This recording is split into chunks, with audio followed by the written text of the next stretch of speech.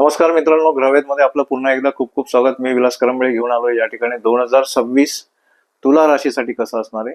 त्या अगोदर नवीन वर्षाच्या तुम्हाला सर्वांना खूप खूप शुभेच्छा. मित्रांनो, 2026 हे वर्ष तुला राशीसाठी कसं असणार आहे ते पाहण्या अगोदर आपण तुला राशीसाठी सध्याची गोचर परिस्थिती काय आहे, ब्रह्मांडातली ग्रहांची परिस्थिती आपण या ठिकाणी थोडक्यात समजून घेणार आहे. शनी 6व्या स्थानामध्ये आहे, राहू पंचम स्थानामध्ये आहे, केतू लाभ स्थानामध्ये आहे आणि गुरु भाग्य स्थानात आहे. शनी 6व्या स्थानी, राहू पंचम स्थानी, गुरु भाग्यात. पाहूया 2026 मध्ये तुला राशीसाठी काय काय फायदे होतात. तर सर्वसाधारण पहिला आपण घेऊया आरोग्यासाठी चांगलं असं वर्ष आहे. स्वामी शुक्र जास्तीत जास्त शुभकारक आहे, त्यामुळे कुठेतरी आरोग्याचा तुम्हाला लाभ यावर्षी होणार आहे. परंतु राहू हा पंचमात असल्यामुळे, कुंभ राशीमध्ये राहू असल्यामुळे आरोग्याच्या प्रतीने तुम्हाला सावधान राहायचंय. पोटाच्या समस्या किंवा मानसिक चिंता, निद्रानाश इत्यादी आजार तुम्हाला लागू शकतात. डोक्याचे विकार किंवा मायग्रेन वगैरे असे त्रास होऊ शकतात. झोप न येणे इत्यादी गोष्टी तुमच्याबरोबर होऊ शकतात. त्यानंतर शनी महाराज हे षष्ठ स्थानात आहे, त्यामुळे कुठेतरी आरोग्याचा लाभ सुद्धा तुम्हाला होणार आहे. म्हणजे बॅलन्स होणार आहे की कुठेतरी आरोग्य धोक्यात आहे तर कुठेतरी आरोग्याला सांभाळणारा प्लॅनेट सुद्धा तुमच्या बाजूने आहे. सर्वात महत्वाचं, जुने विकार हे पुढे येऊ शकतात. परत डोके आणि पोटाशी संबंधित काही आजार पण तुमचे जुने असतील तर ते परत वर डोकं काढू शकतात. जानेवारी महिन्यामध्ये काही अंशी शुक्र हा असल्यामुळे महिन्याच्या सुरुवातीलाच तुम्हाला कुठेतरी आजारी असल्यासारखं किंवा थोडासा त्रास असल्यासारखं वाटेल. त्यानंतर शुक्र हा मार्च महिन्यात उच्च आहे, अतिशय चांगल्या प्रकारची हेल्थ तुम्हाला प्राप्त होणार आहे. परंतु कंबर आणि जननेंद्रिय या संबंधित आजार होऊ शकतात, ज्याच्यामध्ये किडनी सुद्धा असू शकते. तर थोडंसं त्यावेळेस काळजी घ्यायची. जून पासून जुलैपर्यंत काळजी तुम्ही घ्यायची. 3 ऑक्टोबर ते 14 नोव्हेंबर नकारात्मक विचारांचा तुमच्यावर प्रभाव असू शकतो. कुठलीही मोठी समस्या या वर्षी तुम्हाला नाही.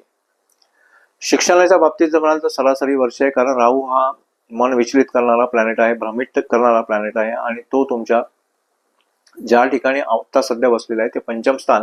तर पंचम स्थान म्हणजे मन आणि बुद्धी ह्याचा मिलाप आहे आणि बुद्धीचा कारक, बुद्धीच्या ठिकाणी जर राहू येऊन बसला तर बुद्धी कुठेतरी भ्रमित करण्याचं काम करेल. म्हणजे शिक्षणापासून तुमची कुठेतरी तोडण्याचा प्रयत्न होईल. तर तसं होऊ देऊ नका. अभ्यासात दुर्लक्ष बिलकुल होऊ देऊ नका. मन एकाग्र करून अभ्यास करण्याचा प्रयत्न करा की त्यामुळे तुमचं व्यवस्थिशीर सगळं चालेल. 2 जून पर्यंत गुरु भाग्यामध्ये आहे, त्यामुळे शैक्षणिक संधी व शिक्षण चांगले होणार आहे तुमचं. परंतु मन त्या ठिकाणी एकाग्र ठेवण्याचा प्रयत्न करायचा आहे. स्पर्धा परीक्षा किंवा व्यावसायिक कोर्स जर तुम्ही करत असाल तर त्यामध्ये तुम्हाला यश मिळणार आहे.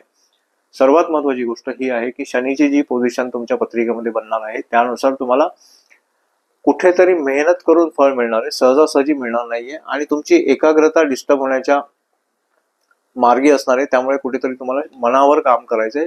मनाची एकाग्रता मेंटेन जेवढी ठेवाल तुमचं, आणि गुरूंची साथ म्हणजे तुमचे जे शिक्षक असतील त्यांचं मार्गदर्शन तुम्ही घेत चला, तुम्हाला यश यावर्षी मिळणार आहे.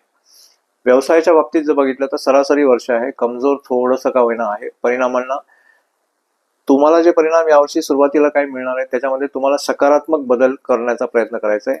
थोडासा राहू व्यवसायाच्या बाजूने विरोधी अवस्थेत आहे, त्यामुळे फसवण्याचे चान्सेस तुमच्या बरोबर यावर्षी घडू शकतात. शनी आणि बृहस्पतीची पोझिशन पाहता किंवा गुरुची पोझिशन पाहता विचारपूर्वक जर तुम्ही व्यवसायामध्ये काम कराल तर तुम्हाला यश आणि चांगले परिणाम डेफिनेटली मिळू शकतात. यावर्षी व्यवसायामध्ये तुमचे निर्णय चुकू शकतात, तर तसा प्रसंग येऊ नये यासाठी विचारांती सगळं काही करायचंय. घाई गडबड व्यवसायात बिलकुल करायची नाहीये, अन्यथा नुकसान होऊ शकते. शक्यतो विश्वासू लोकांबरोबर काम करण्याचा प्रयत्न करा. सावध राहा, सतर्क राहा, फसण्याचे चान्सेस आहेत. 2 एप्रिल ते 11 मे हा उत्तम काळ आहे. 12 नोव्हेंबर ते 2026 नंतर अतिशय यशदायी असं पर्व तुमच्या व्यवसायात येणार आहे. सरासरी बघाल तर व्यापारामध्ये उत्तम लाभ मिळू शकतो. 2 गोष्टींची तुम्ही काळजी घेतली तर, मन लावून व्यवसाय केला तर कुठेही भटकू नका आणि सतर्क राहा आणि सावधान राहा. नोकरीच्या बाबतीत सुद्धा अनुकूल वर्ष आहे, कारण शनी षष्ठ स्थानात बसलेले आहेत आणि अधिक मेहनत करून फळ देणारे प्लॅनेट म्हणजे शनी हे आहेत. कुठेही मागे हटू नका, चिकाटीला सोडू नका. तुमची नोकरीमधली जी पकड आहे ती मजबूत करण्याचा प्रयत्न करा. सातत्य ठेवा, सगळ्यात महत्वाची गोष्ट. कुठेही ब्रेक करू नका. सहकारी आणि तुमचे वरिष्ठ असतील त्यांना खुश करण्याचा प्रयत्न करा. 2 जून पर्यंत गुरु भाग्यात असल्यामुळे ही स्थिती अतिशय चांगली राहणार आहे. त्यानंतर 2 जून नंतरची जी परिस्थिती गुरुची आहे ती सुद्धा सपोर्टिव्ह आहे. वरिष्ठांचा सल्ला घेऊन तुम्हाला काम करावं लागेल. मार्गदर्शन घेऊनच काम करा, अन्यथा तुमच्याकडून चुका होऊ शकतात. पगारवाढ किंवा प्रमोशन्स जर तुम्हाला अपेक्षित असतील, ज्या ठिकाणी तुमची इच्छा असेल त्या ठिकाणी बदली अपेक्षित असेल तुम्हाला, तर यावर्षी तुमची होऊ शकते बदली, पगारवाढ तुम्हाला मिळू शकतो.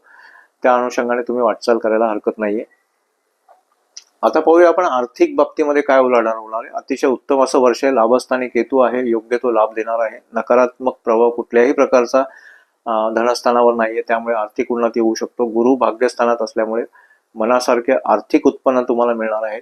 2 जून नंतर सुद्धा गुरु दशम स्थानात जाणार आहे. त्या ठिकाणी असताना सुद्धा तुम्हाला उत्पन्नात वाढ करणार आहे. 31 जून नंतर गुरूंची जी भ्रमणाची पोझिशन आहे ती तुमच्या लाभस्थानात असल्यामुळे, त्यामुळे आर्थिक जीवनामध्ये हे वर्ष तुमच्यासाठी प्रचंड यश घेऊन आलेलं वर्ष आहे. प्रेम जीवनाबद्दल जर आपण विचार केला तर सरासरी वर्ष आहे, कारण पंचमेश शनी हा 6व्या घरात असल्यामुळे कुठेतरी अडचण, असंतोष, दुरावा, विरह इत्यादी गोष्टी, स्पेशली गैरसमज होऊ शकतात. तर त्यामुळे नात्यांवर विश्वास ठेवा, एकमेकांचा सन्मान करा, एकमेकांना समजून घ्या, भावनांची कदर करा. इत्यादी गोष्टी जर तुम्ही केलात तर तुम्हाला हे वर्ष प्रेम जीवनासाठी चांगलं जाऊ शकतं. वैवाहिक जीवनाच्या बाबतीत जर पकडलं तर 2 जून पर्यंत विवाह ठरतील, कारण गुरु भाग्यस्थानामध्ये आहे. नवीन प्रेम तुमच्या आयुष्यात येऊ शकतं किंवा नवीन व्यक्ती तुमच्या आयुष्यात येऊ शकते.